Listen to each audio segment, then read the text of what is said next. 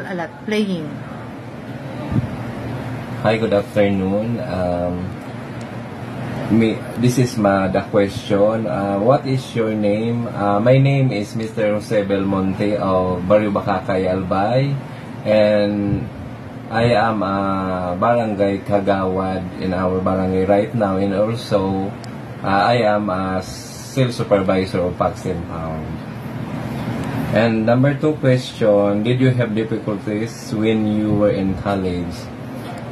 Yes, when I was in college, I encountered difficulties, most of all about money, because pag dumating na yung mga time sa tuition fees, andyan na yung dumarating yung struggle sa buhay ko noon na di ko alam kung saan kukuha, kasi pag I tell my parents na the tuition is need na, yun, maghahanap pa lang kung saan makakakuha, kasi sometimes syempre bilang mahirap lang is talagang kailangan mo na magsumika, pero syempre yung mga savings ng parents ko talagang konti lang, kasi 10 kami magkakapatid, ako pa yung panganay. Kaya talagang grabe na may time na magtutuition na noon is napapayak ako, kasi sabi ko baka hindi makakuha yung parents ko. Yun, hindi ko alam kung makakapag-exam pa ba ako or hindi na. Kaya yan ang aking difficulties when I was college. And the third one is, what do you do for living? Right now, sa aking pamumuhay as isa na ring pamilyadong tao, masasabi ko na okay na rin ang aming pamumuhay, kasi yung panahon na binata pa ako and nasa family ko, and ngayon may sarili na akong pamilya, masasabi ko na kaya ko na rin buhayin ang aking pamilya. And right now, may isa na rin akong baby boy, and magkatulong kami ng aking wife sa aming pagbuhay-buhay sa araw-araw. Kaya kaming dalawa ay talagang magkatulong sa kung paano namin itaguyod ang aming pamilya. And fourth question is, what is your definition about success? About success definition for me is, kung baga, ang isang tao dapat laging positive.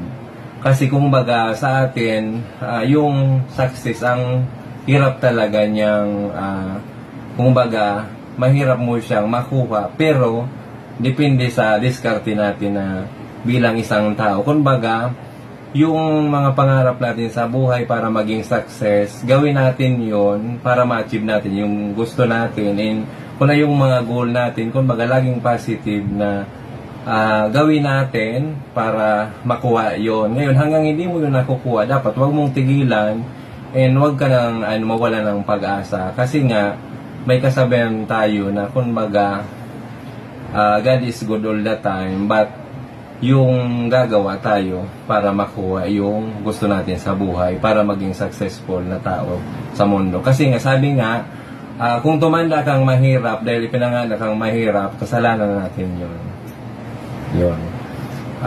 Next, for the last question, what is your advice to people who are still in college?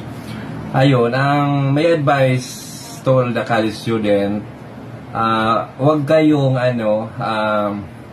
mawawala ng pag-asa or magkaroon ng negative, lalong-lalo na doon mga sa mga oras or time na nagkakaroon tayo ng problema sa about mga subject, kasi may mga teacher tayo na minsan talagang mga matataray and mayroong mga walang consideration. Pero wag nating isipin na baka dahil dito mabagsak tayo. Ngayon, gawin natin kung ano yung pinapagawa ng teacher, para yung teacher na naman natin is maging positive doon sa pinapagawa sa atin. Kasi syempre, kung may pinapagawa, hindi natin ginagawa, lalo magalit yung teacher.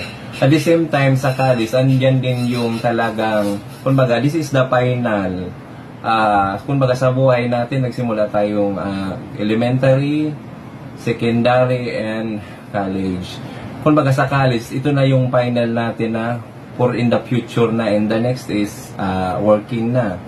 Kumbaga, andito rin na dapat bilang college student, iwasan natin, kumbaga, andun tayo na rin na, kumbaga, andyan na rin yung mga part na, yung almost mayroon ng mga tao, 90 to 100% na nagmamahal.